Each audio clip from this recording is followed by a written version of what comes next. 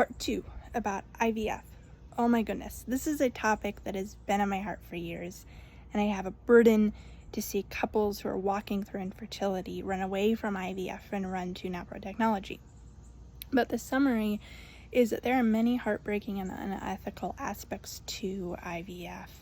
Oftentimes, I would say they are creating more children than are actually being implanted. There are children that are being killed in the IVF process. There are babies that are put through a PGD testing, and this is a testing, I just how I kind of mentally think about it and it would explain it.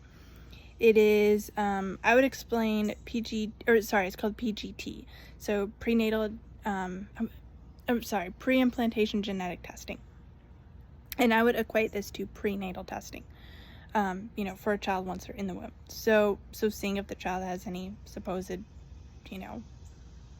chromosomal, just quote unquote abnormalities, etc.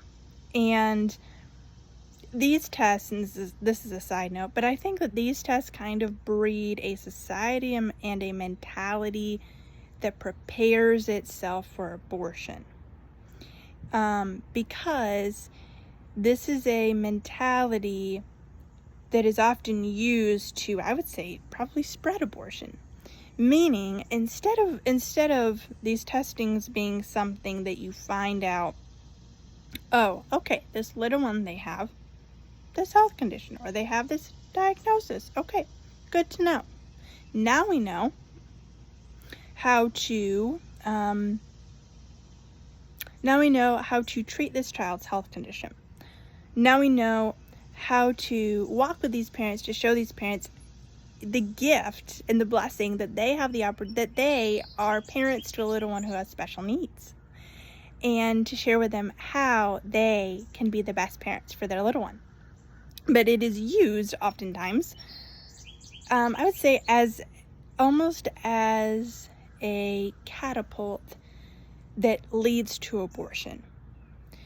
And you think about, it's so odd and so strange when you think about that, because in other fields of medicine, if somebody goes into their physician, they have testing, and they find out, oh, I have this or this or this health condition, the doctor's not going to sit down and say, well, since we found out that you have diabetes, that you have cancer, that you have fill in the blank, I think that you should just end your life right here and now. You're not going to have a good quality of life. You're not going to live long. You're quote unquote too expensive to care for. Really? Really? That would be insane. But that's what's happening.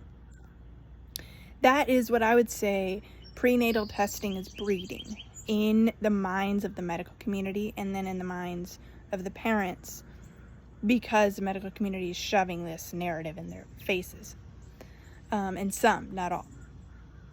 Meaning some doctors, not all doctors. But back to IVF.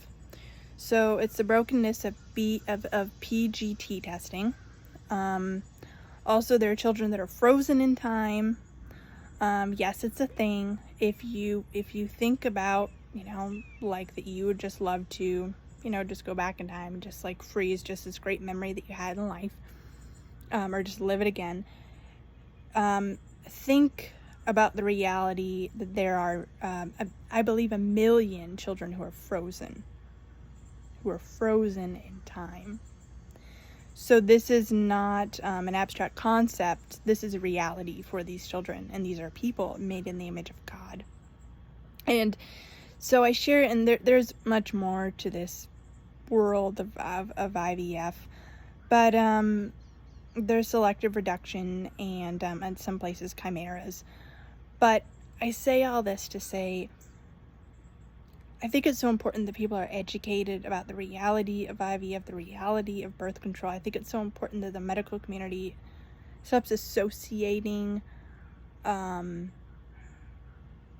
IVF with being this great medical technology that can get to the root of infertility. When yes, IVF can be a blessing and it brings children into the world, but it takes children. So I don't understand why this field of IVF that is touting, we love babies, we want families to have babies. Why are they killing babies? Why are they standing for the killing of babies if they have a genetic diagnosis? Why are they standing for the selective reduction of children? Of seeing that one child is killed to quote unquote give the other one a better chance? Why are children frozen in time? Why are children also children are also passing through the thawing process of being frozen in time?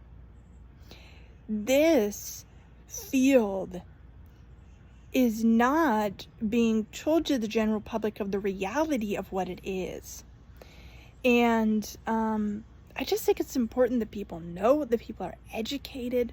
I want better for our medical community. Our medical professionals deserve better, I think, than to be trained with the mindset that birth control and IVF is how to walk with people who are walking through infertility.